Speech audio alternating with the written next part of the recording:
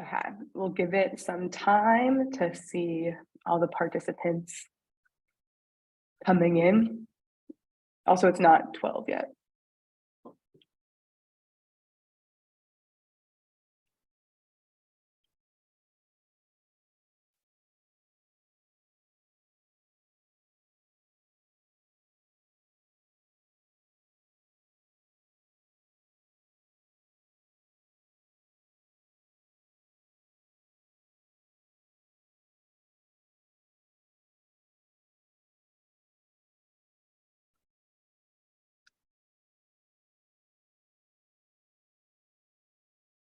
Okay, we'll give it like 45 more seconds so people can come in.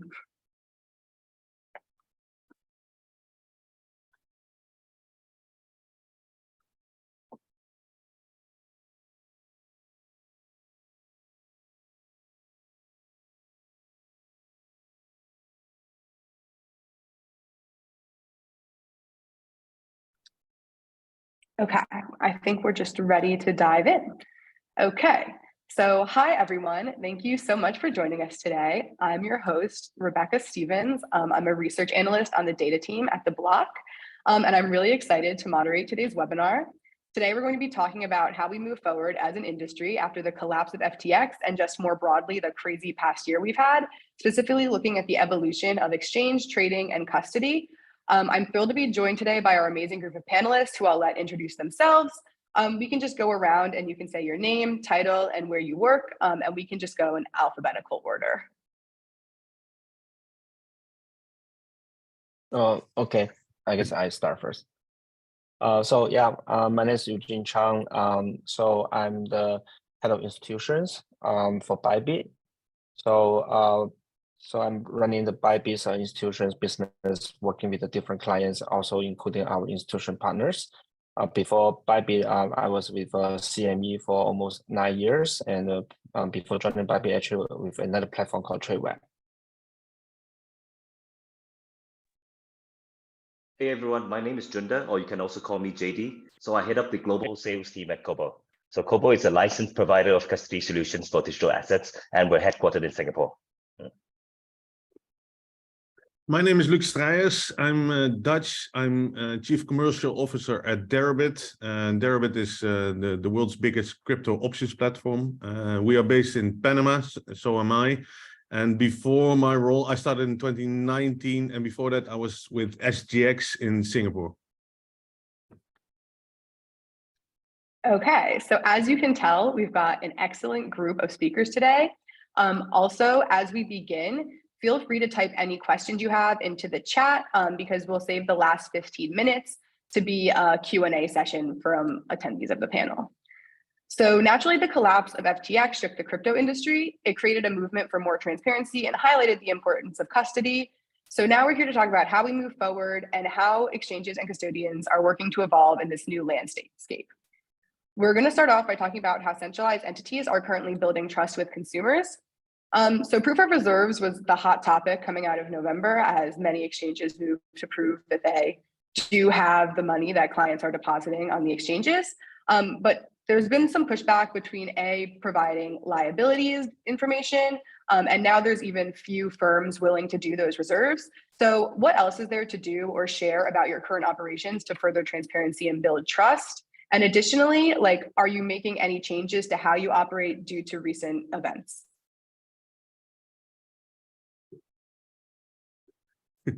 Who do you want to start? Oh, anyone can start if you have strong opinions. I'll share mine. So we started like many others after FTX in sharing our wallets as well as liabilities. We do this for every coin, so we are fully transparent on the asset side as well as on the liability side. We do this on a daily basis. So per exchange, it differs a bit how frequently they share these numbers and whether it's like a Merkle tree or full transparency. We've chosen for the latter. So in order to protect privacy, we've cut balances in pieces. So let's say if you have 100 BTC, you would be included in the liability side in 10 different random chunks of assets. So it's impossible to to link a certain entry in the liability file to a certain client. But clients can see for themselves which liabilities are there, and in the system they see the total overview. The system shows a coverage ratio, so for every asset you have a verified way of making sure that the assets are actually available on chain. So we've been rewarded like top-notch recognition by Nick Carter the other week, by HopTrail. So I think that's like a nice step forward. We've been, like any exchange, a bit hesitant because there's also like security stuff involved. It's easier to protect the assets and wallets that are yours instead of being fully transparent. But I think the need for full transparency has changed, and every client wants to see this kind of stuff. So we've done that. But separately, you asked, what else can you do? We just finished penetration testing, so we are about to share the report there, which is like a publicly available report showcasing the tech setup. So how safe and secure is it? We want to be fully transparent on that level as well. We are about to have 3 custody solutions implemented. So if you don't trust us and our custodies, our proof of reserves, we can offer 3 alternatives. So we will talk about that in a second. We are getting regulated in Dubai, which again is a verification of all your policies and procedures. So it's not only about how you run the market itself, but it's about like 30 different policies and procedures are required as part of that, which includes like office entry security and ISO certification, SOC 2, all that stuff. So in the end, we, and as well as many others, try to be as transparent as we can be in order to safeguard trust. I think we have a very good reputation, but of course, over time, and especially after events like FTX, the standards are the standards people require are getting higher and higher. Which in the end, it might be a little bit annoying building all of it, and it's a distraction. But in the end, a few years from now, we will hopefully FTX is a blip on the radar, and it's not more than that, and we've all elevated ourselves to higher standards. Yeah. I met client every day.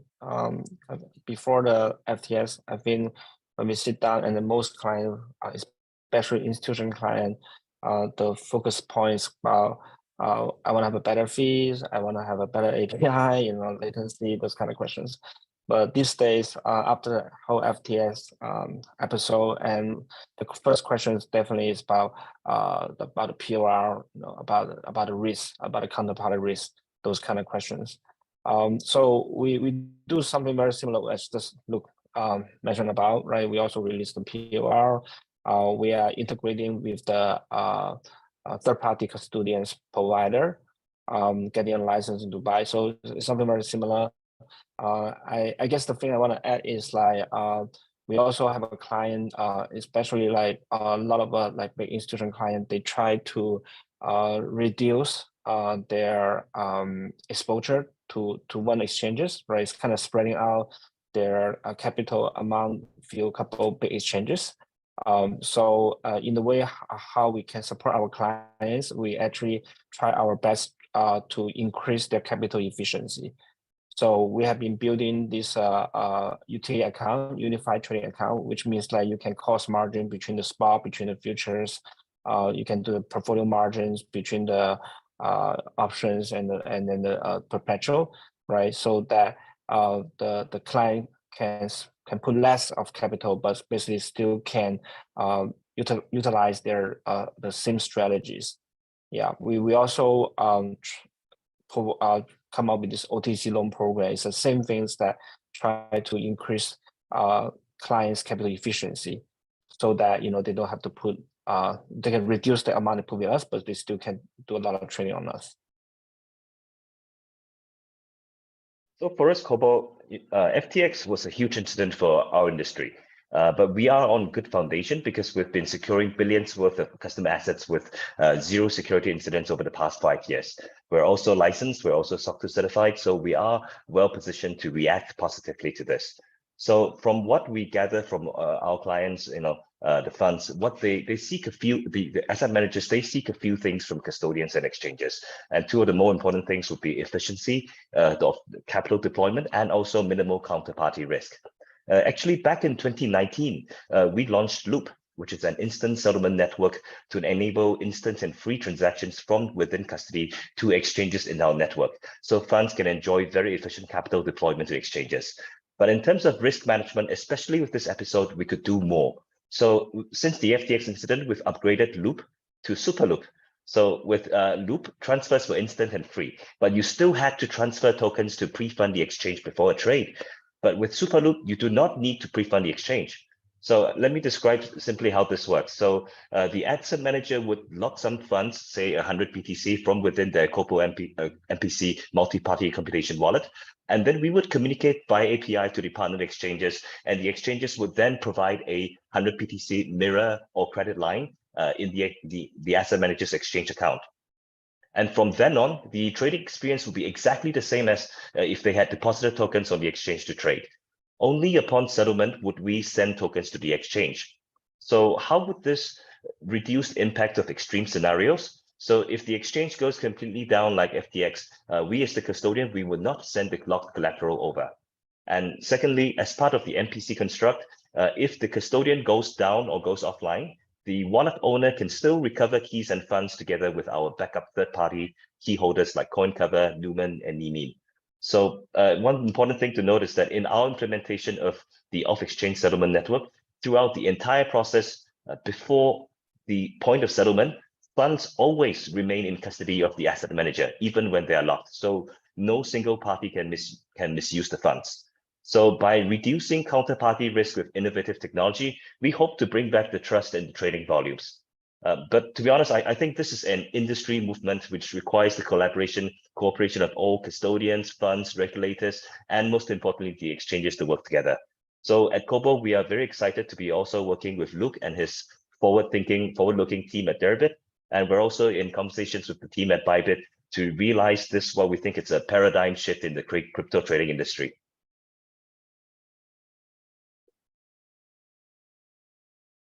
Okay, all great ways to build trust and transparency. So with all of that you guys are doing, what do you view as the biggest challenge to rebuilding the trust? Like, you can do all of these things, but have you run into any challenges with rebuilding trust with the clients?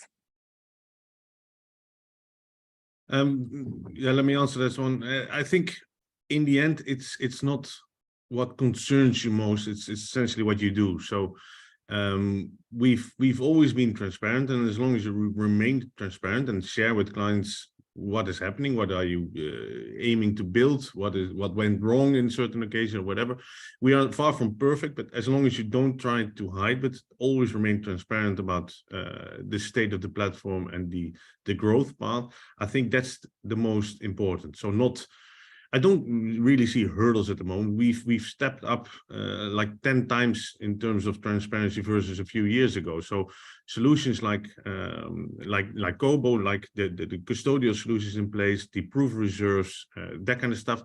No one did that in the early days, and all of us are stepping up now. So it's a path and not really a hurdle that we need to cross. It's in a few years' time, I think we've come up with more and more items. I think what is still missing is financial transparency, which is a difficult thing to achieve because you need auditors and you need a solution which is like public and fully transparent without 6-month delays, which is tricky to overcome. But in a few years' time, perhaps balance sheets and P&Ls are available on some chain as well and publicly shareable. Without delays of audits. I think in the end, instead of 100 exchanges, there will be 10 exchanges, perhaps 20. And instead of 50 custody solutions, there will also be 5 or 10. And with that group, we will elevate the standards to higher levels. And it's I'm fully committed that that's going to happen, and Deribit will be a key part in that. We've always been transparent, and we aim to remain that way. So we are a big supporter in this kind of stuff. That's why we also had Cobo, I think in 2019 or 2020. We've already had that a few years. We are also upgrading to Superloop. We have Copper in place. We're integrated with Fireblocks. So we're always interested in that kind of stuff that achieves trust and better or higher standards for the infrastructure. Yeah, I mean, from our side, we also don't see there's a like big challenge to building the trust, right? So as one of the, I mean, the Bybit itself is almost I mean, it's already like more than 4 years old exchanges, right? So it's quite established exchanges. We achieved the very top volumes. So even after the FTX collapse, there's no much impact in terms of our business, right? The brands there. It's kind of benefit us, to be honest with you. So you can see that the volumes kind of consolidate to those top exchanges, right? I'm pretty sure it's also benefit Deribit, right? You definitely see a big rally in terms of volume for in the January, right? I mean, December is a little bit depressing, but the January actually we all see very good surge in terms of volume. So yeah, I guess it's like because your brand there, you have your reputation there. It's quite easy that it's not easy to lose your trust from the clients. Yeah. I mean the one thing is that is the auditing, right? We have a lot of people asking for the auditing, but I mean it's kind of in terms of regulation as well. It's like it's not like we as exchange we don't want to compile fully compile the regulate, and we definitely want to embrace all the regulations. But sometimes the regulation frameworks are not very clear, especially to the product you try to offer, right? The business you try to offer, right? So same with the auditing is that we want to have fully audit, but the problem right now is like the auditing, the current practice it doesn't really 100% fit for the crypto exchanges, right? So but we definitely see that we always believe that that the day will come, right? Like there's going to be very clear regulations, there's clear like audit practicing, and then we will fully embrace that. And then we think that's very important because it's essential. Like the mainstream institution will come, right? And then you will increase the business and also help the industry to grow for long term.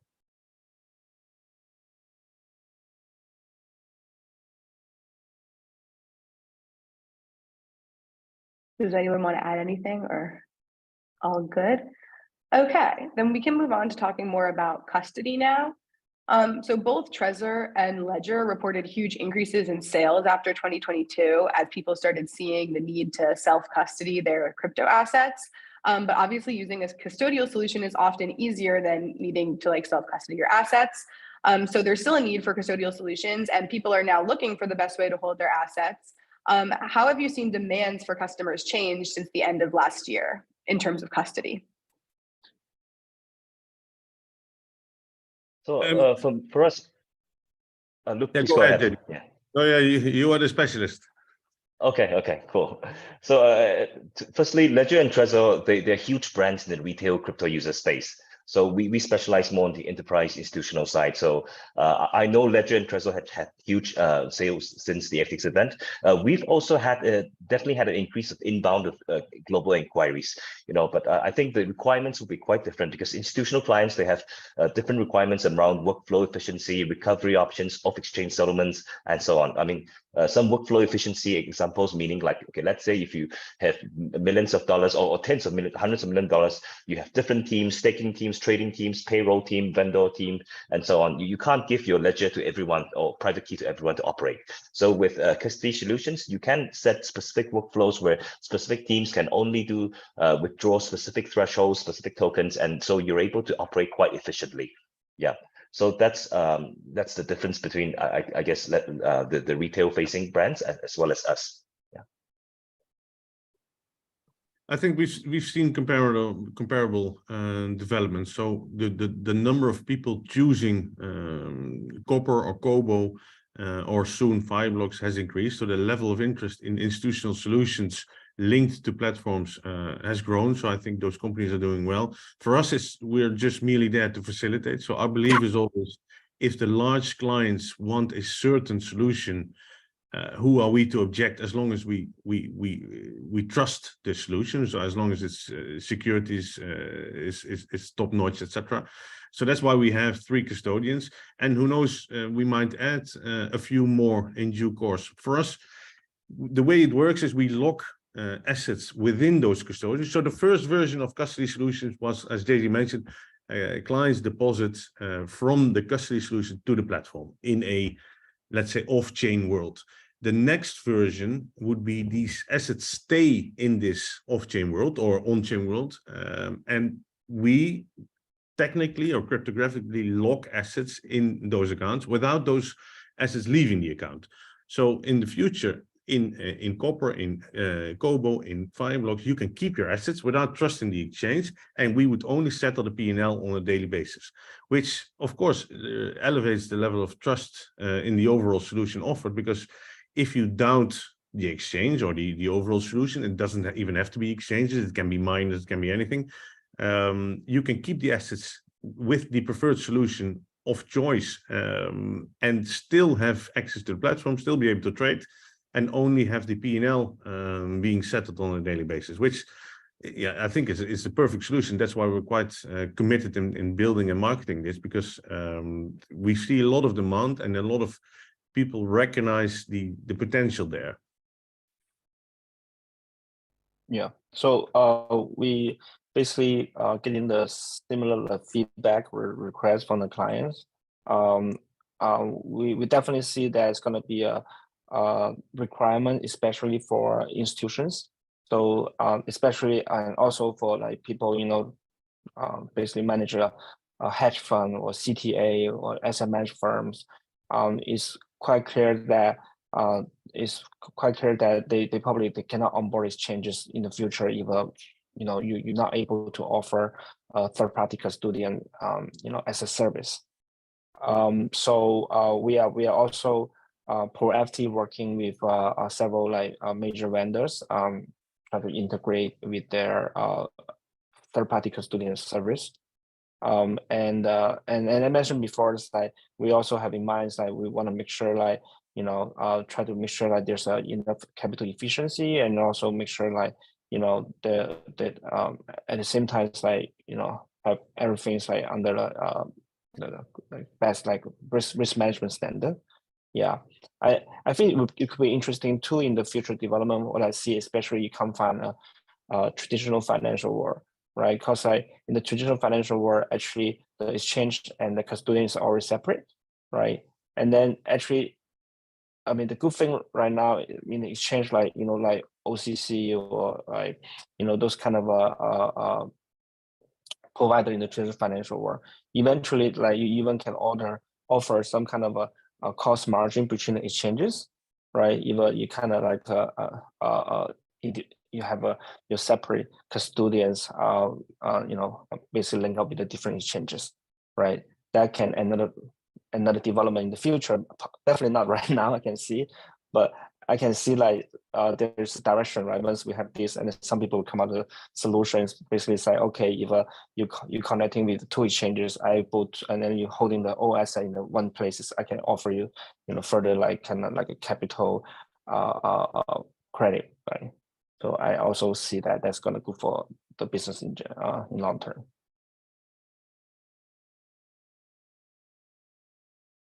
Okay. So also on the topic of custody, last week we saw a crazy scenario play out in the US banks, which is kind of like a way that people custody their fiat. So how do you think the banking crisis that we saw last week will impact crypto custody going forward? And has it impacted your businesses at all since it happened?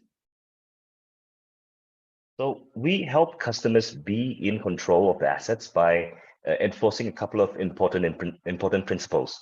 So one, the customer is at any time the only party that can unilaterally move the token. And two, in every extreme scenario that we can think of, the customer loses the key, exchange goes down, custodian goes down, there are recovery mechanisms. Okay, so that's how we help customers be in control. And with the banking crisis, the one key theme that's emerged, at least for us, I think would be diversification. Okay, because over the past year, we've seen banks, custodians, exchanges, stablecoins all run into all sorts of issues. And many of these companies are actually regulated, and everyone claims they are very secure. But what we've seen is that no company is too big or in some ways too regulated to fail. So I think diversification as a risk management strategy, diversifying across bank accounts, across stablecoins, custodians, jurisdictions, this could be a much bigger risk management strategy moving forward. And as Luuk mentioned, they're working with multiple custodians. this is I think that's a very good risk management strategy. Yeah, so how has it impacted us? So we offer USDC trading, so it impacts us slightly, as in once the DPEG occurred, you saw prices at some point 88 cents, somewhere like that. So you see the contracts trading at a 12% premium versus the regular USD ones. So that's one thing you notice. Of course, market makers back out, and everyone is concerned if a stablecoin loses its peg, it's tricky, of course. How can you quote? So it impacts liquidity. In the end, I think I agree that it's a diversification issue. 3.5 billion at a single bank, which is 1/3 of their cash reserves. The weird thing is so if we have a bank run, so we have proof reserves, as you know, so we have 100% of the assets. So if we have a bank run, it's of course, if we have 0 assets left, we are out of business, but we can give all the assets to the clients. So in the end, besides our future, there's 0 problems. But in the US, it's different, or in any banks, it's different because of fractional reserves. Not all the cash is there. They don't have a proof of reserve ratio of 100%. It's invested, it's borrowed, it's whatever. There's a bunch of stuff being done with it outside of the bank, and therefore outside of their control. If we have 100,000 BTC, we can showcase that we actually have it. So those are not borrowed out and in exchange for real estate or other investments. They're actually simply within our control. So the weird thing that happened is that this system started shaking a bit, which caused a lot of concerns, which made which made USDC lose their peg, which is a strange thing in the end, because the only thing that is meant to do is secure stability, and the only thing that it didn't for a brief period of time was doing that. So how to solve that is not easy. Because you need banks, but perhaps there will be more banks, I assume, going forward, perhaps in different countries. The diversification across a few banks will most likely be changed into many banks going forward, which will again increase the cost, and yeah.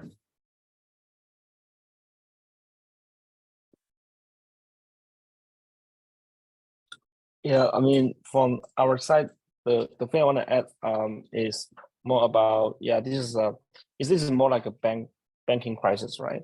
So the issues with the bank, but it just so happened like all these bank that has issue like Signature, Silvergate, they are more crypto friendly, right? But eventually it's like because of research, they still make it at whole, and so we don't have a like much impact just based on the last weekend's the banking issues, right? But at the same time, we do thinking about what we do allow like more flexibility to the clients, so that we've been it's not only for the enterprise institution client but also for the retail client. So we actually what we've been pushing is also promoting is like we do support like a Web3 wallet, right? So it's more like a decentralized wallet that can directly connect to the exchanges, right? If you don't feel comfortable have the money in the in the bank or centralized venue, you can consider just putting the wallet, and then you can just directly connect your wallet and trade with the exchanges, right? We want to offer this kind of flexibility to client, right? So that they feel comfortable where they want their asset to sitting at. Okay, on that note, so obviously retail investors tend to have like probably a little less capital and probably have like less like intense needs for their custody. So just in general, how have you seen like differences in how institutional clients and retail clients are approaching custody? For us, retail predominantly custodizes with us. So these solutions that we have, like Copper and Fireblocks, are more for institutions. Cobo is actually more retail accessible. So we have, if you look at who uses custody, it's within the Cobo framework, it would be institutions plus retail. Within Copper and Fireblocks, it would be predominantly institutions. But overall, if you look at our assets, around 90% is kept with us. So the custody solutions are around 10%. So for us, the majority of our clients uses direct deposits with us, also because it's free, of course. So these custodians are not they have a business model as well, so they can't operate for free. While for us, it's part of our service offering. So it would raise cost if you want to secure, let's say, trust. There's of course a price involved.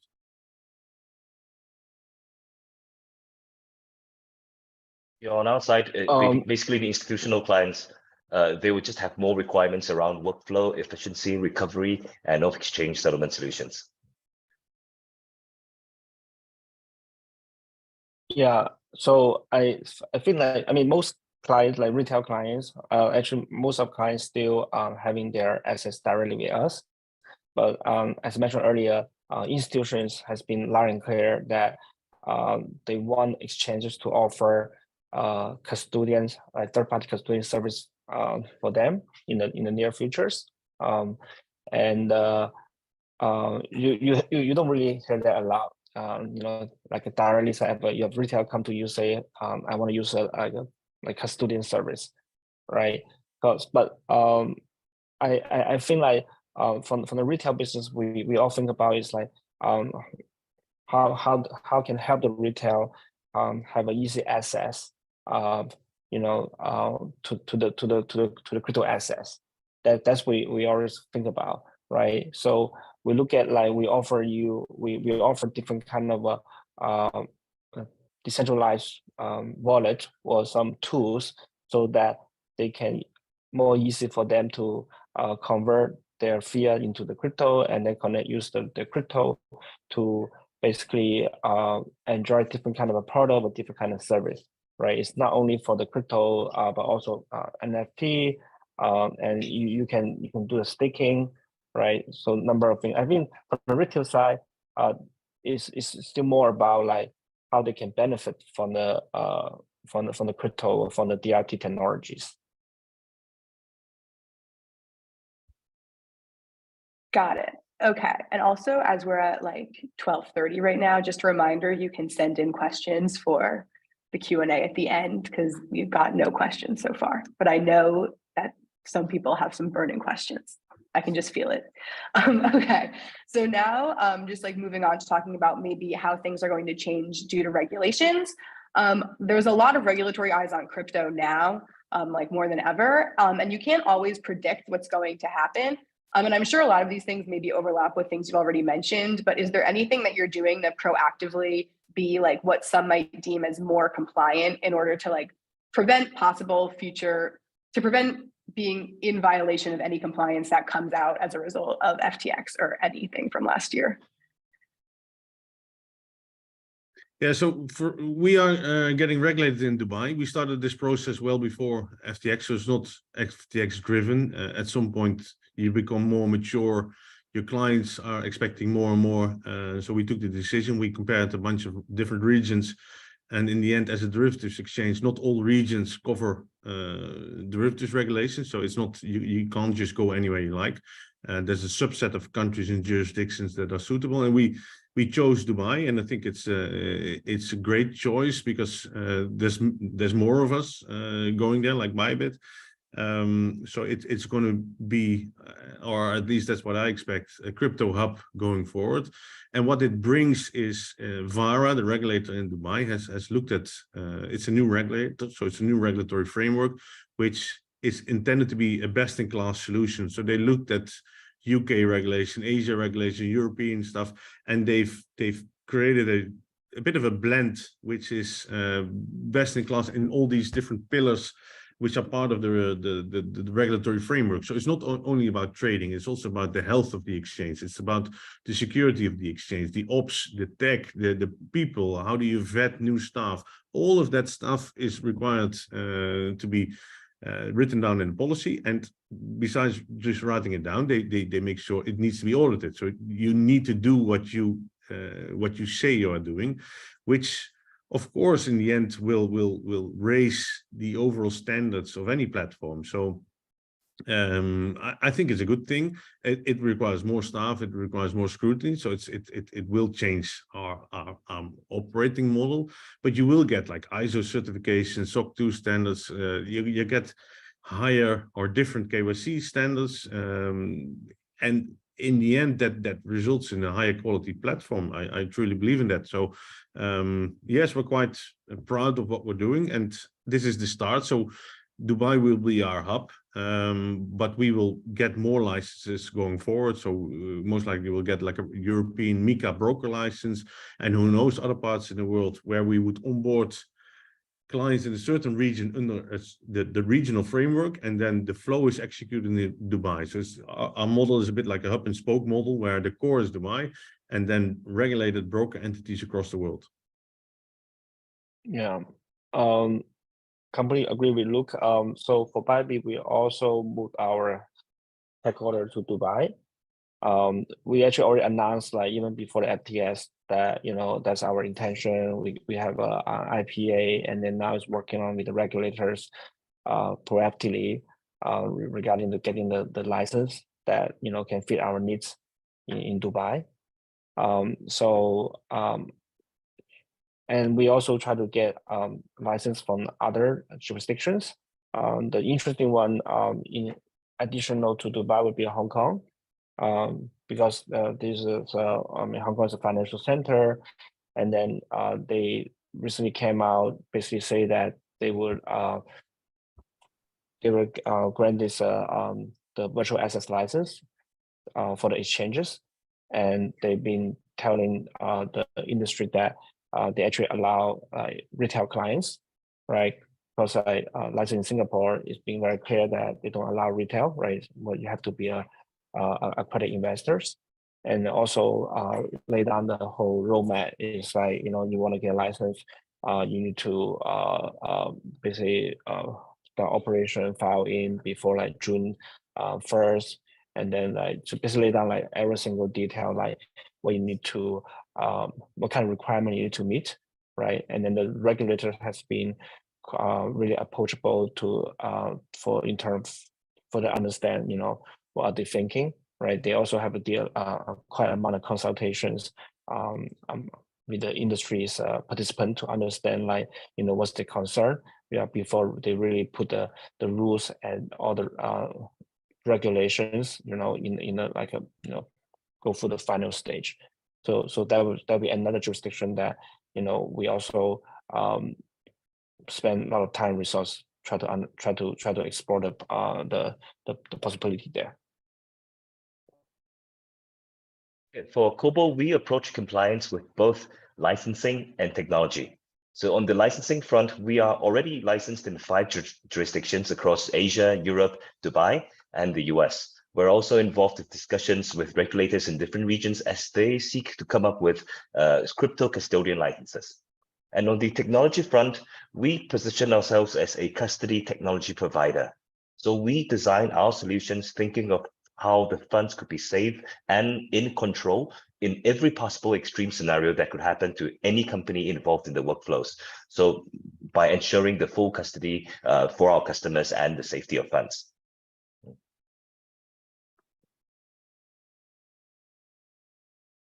Okay, and I guess you guys kind of already touched on this, but do you think that like regulatory enforcement going forward will change the geographical landscape of crypto? It's like supposed to be truly decentralized, that anyone in the world can use it, but certain regulatory bodies are making things difficult, maybe only for centralized entities, but do you see the geographical landscape changing at all moving forward? So we're not active in the US. So I assume you're hinting at the US. The US definitely has become more strict the last days or weeks. We don't do anything in the US. So we operate, typically our clients come from Europe, UK, Asia, Australia, that part of the world. So for us, I think if you look at those countries, of course, the regulators are going to step up. So it's evolution everywhere, and every part of the world has their own model, and every part is focusing on different aspects. So some regions are more focusing on crypto as a whole, a bit like Dubai. So Dubai simply says we're going to regulate everything, whether you're a custodian, a spot platform, a derivatives platform, and some parts, a bit like Singapore, for example, they do small stuff and they grow over time. And in 5 years from now or 10 years, perhaps all of them are at the same level, but not everyone has the same approach. But yes, I do think it's going to be stepping up. Of course, no country can stay behind, I guess. But some countries are more keen to make their country a hub than others. And that's what you see now. Dubai is welcoming companies and trying to create like a best-in-class solution, while other countries are more regulating out of protection and not really from a business mentality.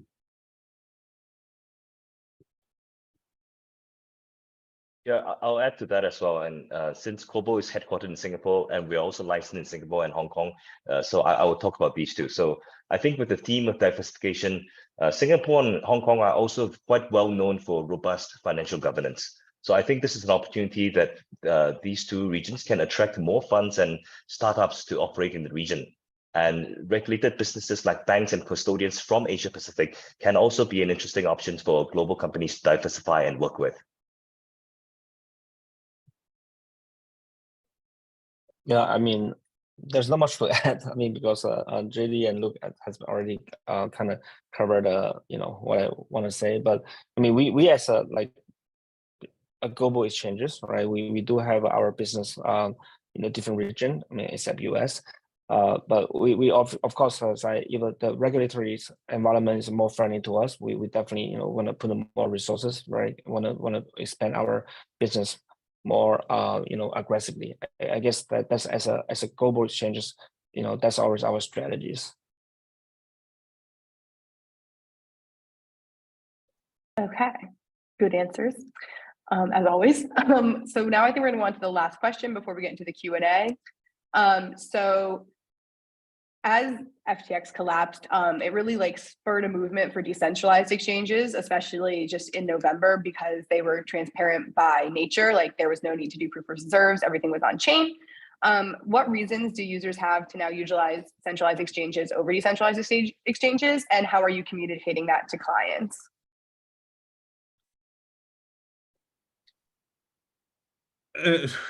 For us, so as a centralized exchange, we are.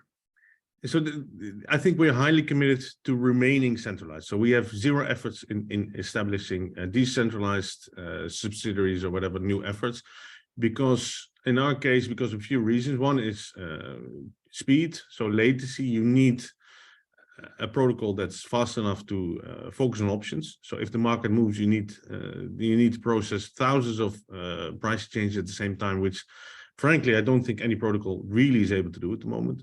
And secondly, and perhaps the more important one, is portfolio margining. If you have a lot of positions outstanding from an options perspective, so you have calls, puts, longs, shorts, futures as a hedge, etc. We margin you based on the overall portfolio and not on the individual legs, and that's very difficult to achieve in a DeFi solution. And lastly, KYC and regulation and all that stuff, that's also virtually impossible to do properly from a DeFi standpoint. So, and we're dealing with, so Deribit is like 80–90% institutional. So we don't have millions of retail like some of our peers, but we have all the institutions you can imagine. And those people, they want a centralized solution, which is best in class in all these levels. So we have dedicated hardware. We have hardware, physical hardware that you connect to. You can put your cable on our solution.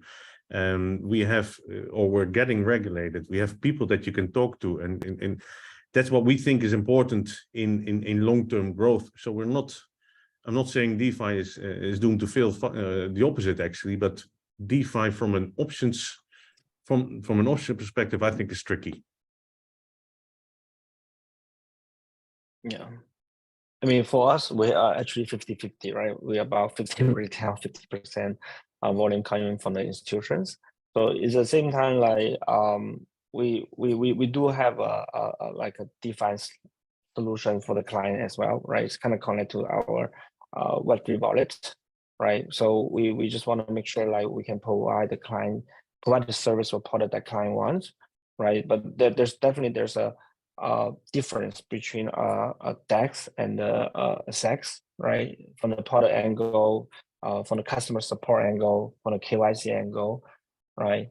But I think in general, right, we always believe that okay, there going to be either a regulatory market, and also there will be some people they still continue to embrace the idea about fully decentralized. So we just want to make sure like we can have all this like a service and product, you know, for client to choose.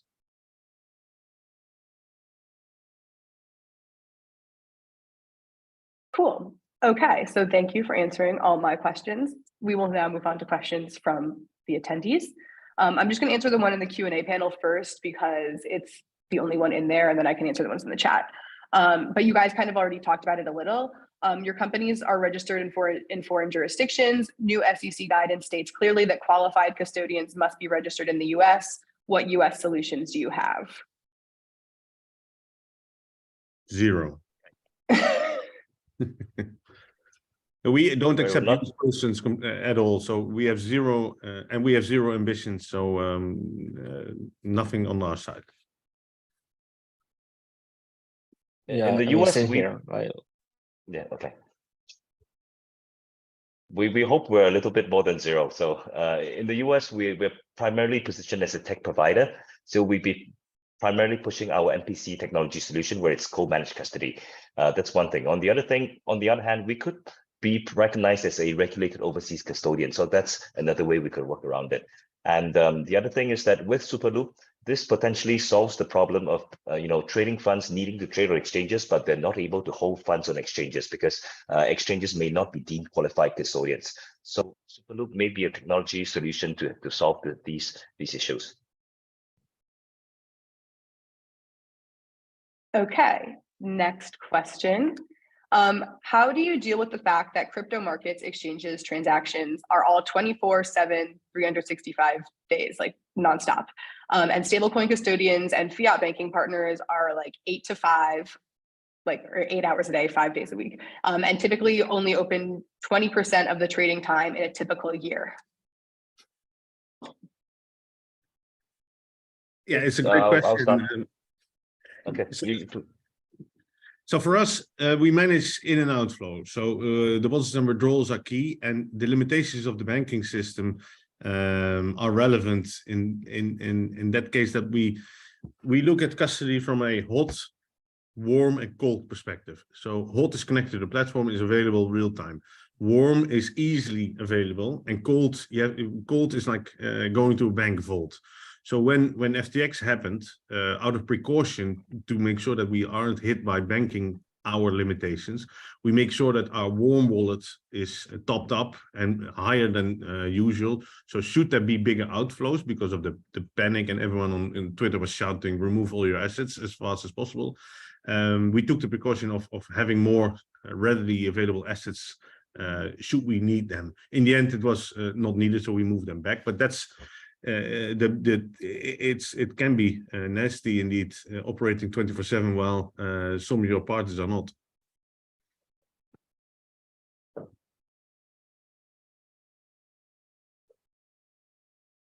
Yeah, quick one from us. As a custodian, we are sorry, Eugene. No, go ahead. Go ahead. As a custodian, we are 24/7, 365, and we tend pretty quickly to customers. They have a ticketing system, and every customer also has a dedicated Telegram, WhatsApp, WeChat group, so they can just chat. They don't need to submit tickets if they don't want to. So that's how we handle it. Yeah, I mean, I think the thing I want to ask, I look at this question from another angle, is that's how the reason why we think we're able to compete with the traditional financial exchanges. Once the regulation or the regulatory environment is more clear, right? Because like with our infrastructure, we're able to operate 24/7, right? But for a lot of traditional financial market, because the existing system or existing practice, they probably just offer, as what I mentioned, is I open like 20% of time, right? So that's the one thing is like we talk about organizations of a lot of traditional financial products like bonds, right? Like real estate, right? In the future, right? That's the reason why the blockchain technology can bring you a lot of efficiency and then lower the cost, right? So I would look at this as like the the reason why is it's not something that we want to deal with, but it's more like, you know, in the future, how we can expand our business to compete with the traditional financial once the regulation is more ready.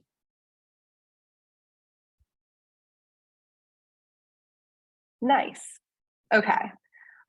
So this person is curious to get your opinions after reviewing the SEC proposal. How do you see registered investment advisors accessing DeFi and qualified custody?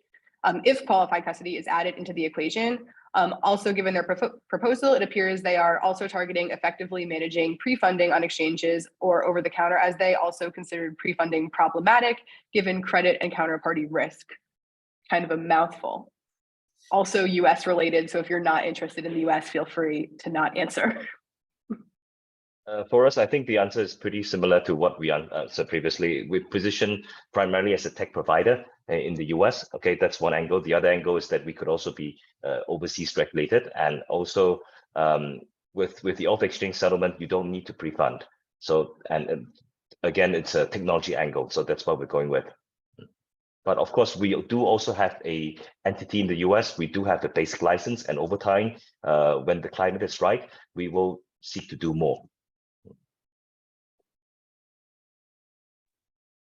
I think regardless of the licensing part, Cobo and others are solving the pre-funding solutions or the pre-funding requirements. So that's, I think, what is being mitigated by the services they offer. If you don't trust the exchange as a money manager or asset manager of some kind, you use a custodial solution which limits the exposure you actually get. So regardless of this specific rule or requirement, I think that's what you will most likely see over the coming years, that fund managers or asset managers will have the requirement for their operations to use one of the selected custodians instead of trading pre-funded on exchanges, which is perfectly fine for us. It's their choice.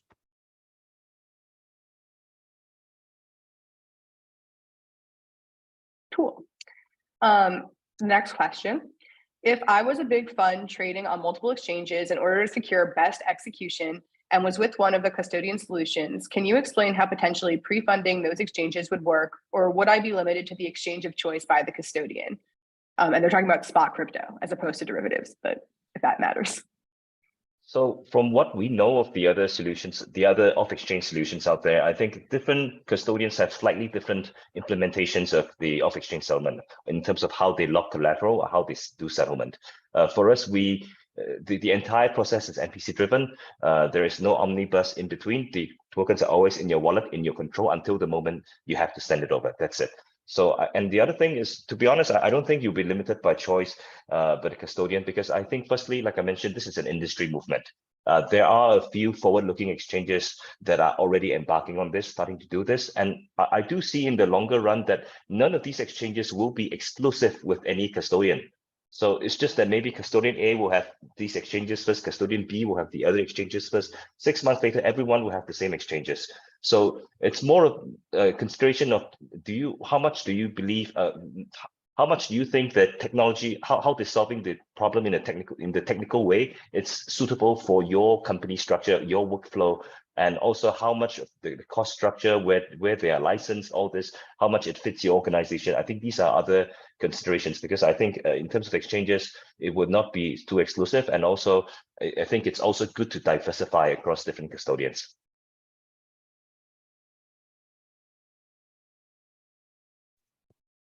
Nice. Okay. How do we get to global regulations? Who has the clout to get all of the developed countries to sign on to a regulatory framework? The Bank of International Settlements, IMF, World Bank. It can't be that every country rolls out their own regulations. There has to be a core set of regulations that all countries sign on to. An amazing question, but a very difficult answer, I think. In a perfect world, yes, there would be global legislation, and it would be simple for all of us to abide because the standards are obvious and clear.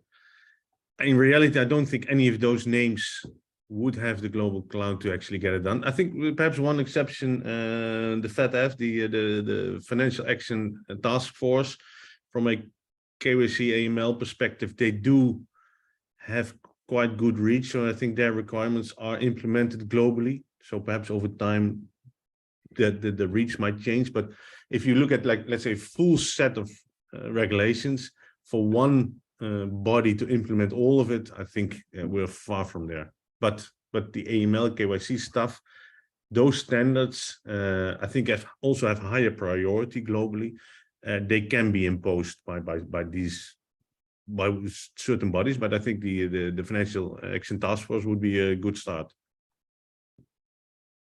Yeah, I mean, if we look at this, you know, from the experience of the traditional exchanges, right?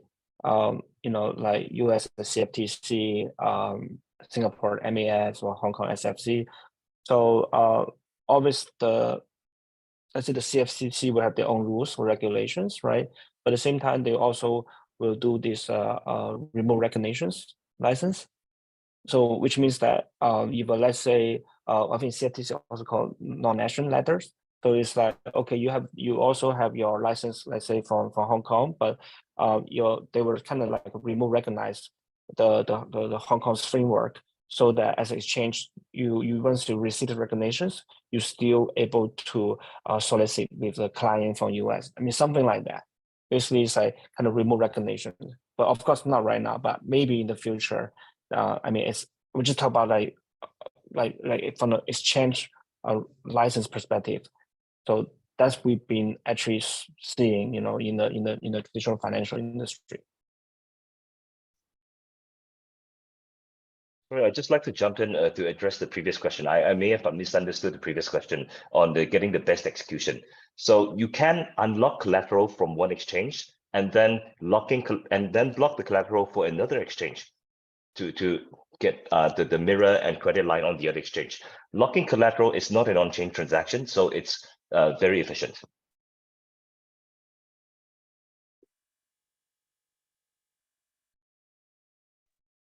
Okay, and we are just about at time. Thank you to our panelists for having this amazing conversation. If you guys want to drop or like just like say how you can get in contact with you, I know a couple people might be asking for contact information in the chat. So if you just want to like share like email, Twitter, whatever works best for you, just you can go around and say that. Yeah, you can find me on LinkedIn, but otherwise you can also just mail me at Luuk with 2 U's, LUUK @deribit.com. Same, LinkedIn or sales@cobo.com, or my email junde.yu@cobo.com. Yeah, I'm on LinkedIn and can be reached out also on the Telegram. My Telegram handle is at ECGold, ECGold.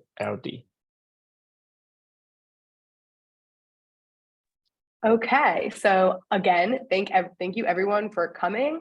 Thank you panelists for having this great conversation. And if you want to like relive this really fun time we had, this will be posted to YouTube.